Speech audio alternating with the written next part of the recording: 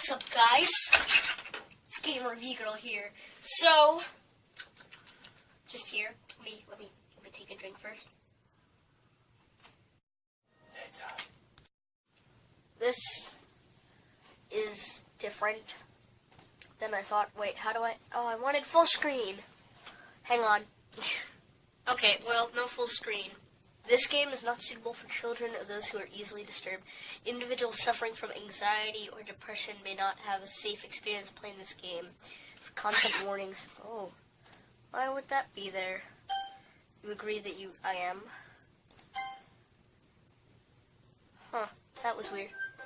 But this looks cute, so I'm sure there's not going to be that much. I'm sure it's going to be like, oh, boobies! This is not suitable. This is going to give children anxiety.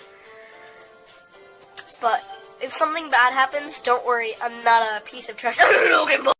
I think there's someone hanging right there. I'm not kidding. You see it? I'm so sorry about this, Logan. This is supposed to be fun, but then I shoot that guy. No.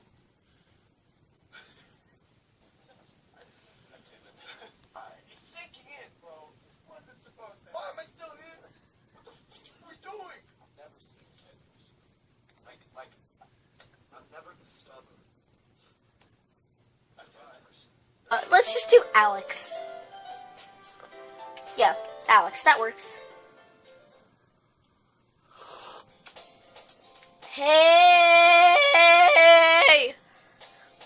I see an annoying girl running towards me from the distance, waving her arms in the air like she's totally oblivious to any attention she might draw to herself. That girl is Sayori, my neighbor and good friend since we were children. Oh. You know, the kind of friend you never see yourself making today, but it just kind of works out because you've known each other for so long. Yeah, I kind of get that. We used to walk to school together on days like this, but starting around high school, she would oversleep more and more frequently, and I would get tired of waiting up. That makes sense. But if she's gonna be chasing after me like this, I almost feel better off running away. However, I just sigh and idle in front of the Quas Rock and let Sayori catch up to me. Ha! Ha! I overslept again! But I caught you this time! Maybe, but only because I decided to stop and wait for you.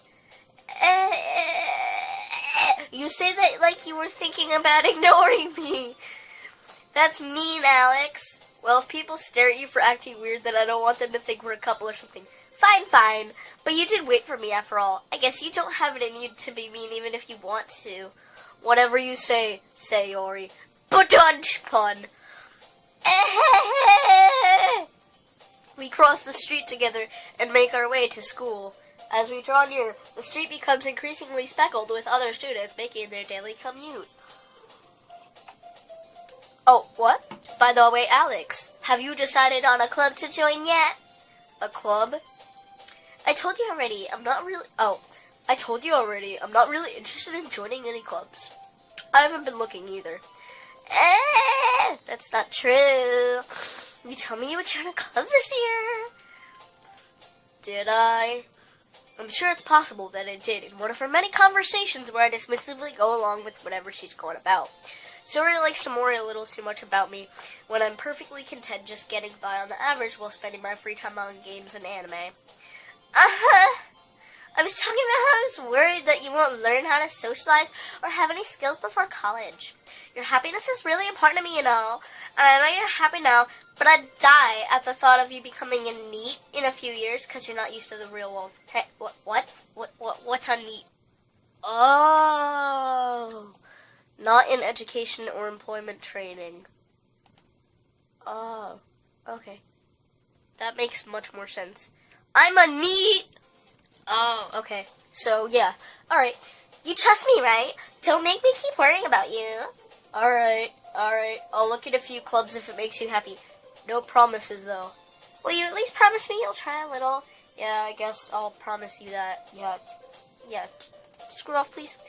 Yay! Why do I let myself get lectured by such a carefree girl? More than that, I'm surprised I even let myself relent to her. I guess seeing her worry so much about me makes me want to ease her mind at least a little bit, even if she does exaggerate everything inside her head.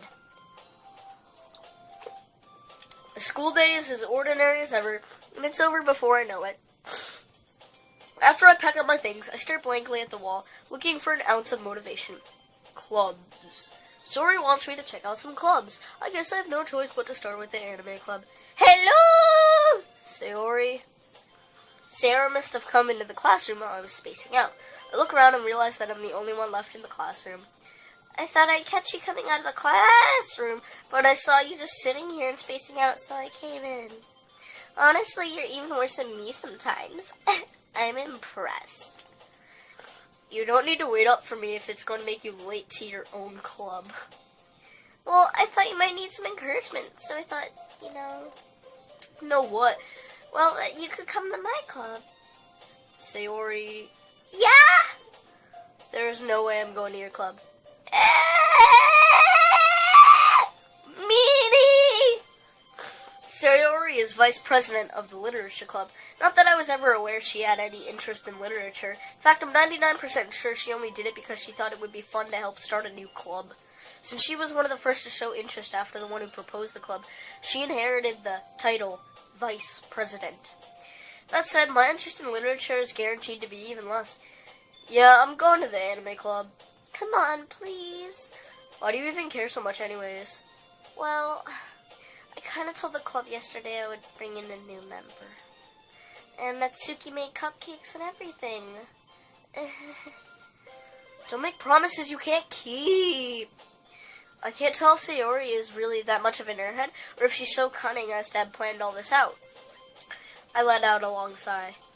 Fine, I'll stop by for a cupcake, okay? Yes, let's go! And thus, today marks the day I sold my soul for a cupcake. I dejectedly follow Sayori across the school and upstairs, a section of the school I rarely visit, being generally used for third-year classes and activities. Sayori, full of energy, swings open the classroom door. Everyone, the new member's here. I told you, don't call me a new member. I glance around the room. Welcome to the literature club. It's a pleasure meeting you. Wow, she's very pretty for an anime girl. Actually, what am I saying? All anime girls are pretty. Sayori always says nice things about you. Seriously, you brought a boy? Way to kill the atmosphere. Ah, Alex, what a nice surprise. Welcome to the club. All words escape me in this situation. This club is full of incredibly cute girls. What are you looking at? If you want to say something, say it. Sorry. Natsuki? The girl with the sour attitude, whose name is apparently Natsuki, is one I don't recognize. Her small figure makes me think she's probably a first year. She's also the one who made cupcakes, according to Sayori. You can just ignore her when she gets moody. Sayori says that quietly into my ear, then turns back to the other girls. Anyway, this is Natsuki, always full of energy, and this is Yuri, the smartest in the club. Don't say things like that. Yuri, who appears comparably more mature and timid, seems to have a hard time keeping up with people like Sayori and Natsuki. Ah, well, it's nice to meet both of you. And it sounds like you already know Monica? Is that right? That's right. It's great to see you again, Alex. Monica smiles sweetly. We do know each other. Well, we rarely talked, but we were in the same class last year. Monica was probably the popular girl in class. Smart, beautiful, athletic. Basically, completely out of my league. So having her smile at me so genuinely feels a little... You too, Monica. Come sit down, Alex. We made a room for you at the table, so you can sit next to me or Monica. I'll get the cupcakes. Hey, I made them. I'll get them. Sorry, I got a little too excited. Then how about I make some tea as well? The girls have a few desks arranged to form a table. As Sayori mentioned, it's been widened, so there's one space next to Monica and one space next to Sayori. Oh, I feel a choice coming on. Natsuki and Yuri walk over to the corner of the room, where Natsuki grabs a wrapped tray and Yuri opens the closet. Still feeling awkward, I take a seat next to Sayori. Natsuki proudly marches back to the table, tray in hand. Okay, are you ready? Ta-da! Natsuki lifts. She reacted before they took the foil off the tray. Natsuki lifts the foil off the tray to reveal a dozen white fluffy cupcakes decorated to look like little cats. The whiskers are drawn with icing, and little pieces of chocolate were used to make the ears. So cute! I had no idea you were so good at baking, Natsuki. Well, you know, just hurry and take one. Suri grabs the first one, then Monica. I follow. It's delicious! Suri talks with her mouth and already has managed to get icing on her face. I turn the cupcake around in my fingers, looking for the best angle to take a bite. Natsuki's quiet. I can't help but notice her sneaking glances in my direction. Is she waiting for me to take a bite? I finally bite down. The icing is sweet and full of flavor. I wonder if she made it herself. This is really weird. Thank you, Natsuki.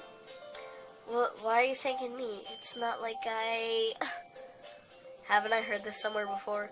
Oh, Tusandre. Made them for you or anything. Yeah, I thought you technically did. Sayori said, well, maybe. But not for... you, dummy. Alright. I gave up on Natsuki's weird logic and dismissed the conversation. Yuri returns to the table, carrying a tea set. She carefully places the teacup in front of us, each before setting down a teapot and a cupcake tray. You keep a whole tea set in this classroom? Don't worry, the teachers gave us permission. After all, doesn't a hot cup of tea help you enjoy a good book? I guess. Don't let yourself get intimidated. Yuri's just trying to impress you. That's not... Insulted, Yuri looks away. I meant that, I believe you. Well, tea and reading might not be a pastime for me, but I at least enjoy tea. I'm glad. Yuri faintly smiles to herself in relief.